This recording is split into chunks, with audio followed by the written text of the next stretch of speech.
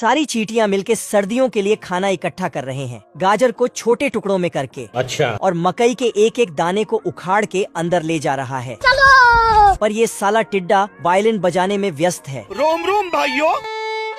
Violin बजाते बजाते इसको भूख लग जाता है तो पत्ती को तोड़कर खाने लगता है और फूल से पानी पीता है। इधर ये चिट्टी फल के गाड़ी को खींच ही नहीं पा रहा था।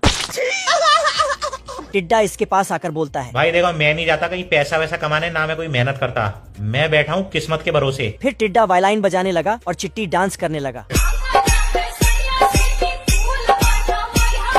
तभी इधर पुंगी बजता है क्योंकि चींटियों की रानी आ रही थी। रानी ने देखा एक चिट्टी नालायक टिड्डे का साथ मिलकर रील बना रहा है। चिट्टी वहाँ से भाग जाता है और अचानक इसके अंदर बाहुबली जैसा ताकत आ जाता है। रानी चिट्टी टिड्डे से कहती है कि सर्दियों के लिए खाना इकट्ठा कर लो और अपने लिए एक बड़ा सा घर बना लो। लेकिन साला टिड्डा वायलिन बजा के भाषण मारने लगा। मैं बैठा हूँ किस्मत के भरोसे। रानी चिट्टी वहाँ से चली जाती है और टिड्डा भी अपने रास्ते निकल लेता है। अरे हम तो गरीब हैं। सर्दियों का मौसम धीरे धीरे आ जाता है और बर्फ की बारिश होने लगता है, जिससे पेड़ पौधे में एक भी पत्ती नहीं बचती है। पानी नहीं मिलता। किसी तरह इसको एक पत्ती मिल जाता है, लेकिन ये भी तूफान से उड़ जाता है।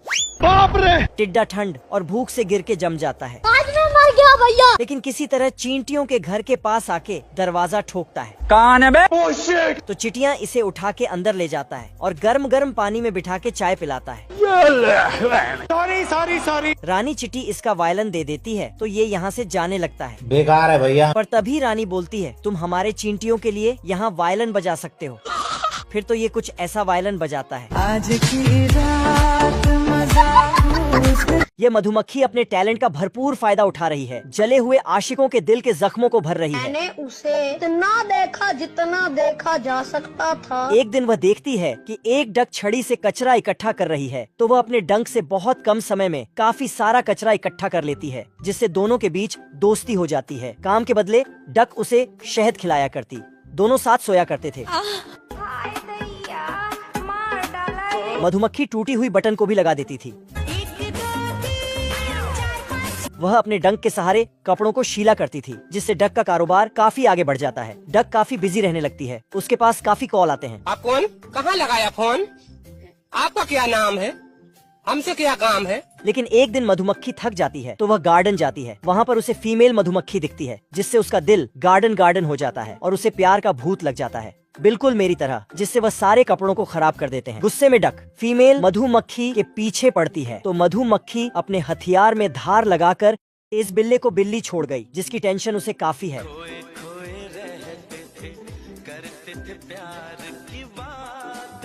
टेंशन में उसे पता नहीं चलता कि वह साला एक चिड़िया के घोंसले में जाकर बैठ गया है। चिड़िया बाहर निकलने की कोशिश करती है, लेकिन बिल्ली की टेंशन का भार ज्यादा है तो वह एक सुई निकालती है और ठोक देती है। बिल्ली को लग रहा था कि उसके नाश्ते का इंतजाम हो गया। वह उसके पीछे जाती है तो नन्ही चिड़िया पेड़ के छेद में चली जाती है और दूसरे से निकलती है। यह देखकर बिल्ला एक पंप निकालकर एक छेद से हवा डालने लगता है, जिससे दूसरे छेद से चिड़िया बाहर निकलती है। लेकिन जैसे ही वह पंप को बंद करता, चिड़िया नीचे वो फिर से कोशिश करता है। इस बार चिड़िया खुद नहीं निकलती और एक पटाखा निकलता है। लौंडिया बाजी में बेचारे का पहले मुंह काला हुआ था, अब सफेद हो गया। अब बिल्ले को चाहिए बदला, इसीलिए वह उसी पेड़ को काटने लगता है, लेकिन दब जाता है।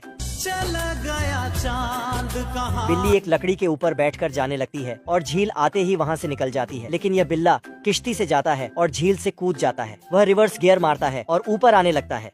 यह देखकर चिड़िया डैम के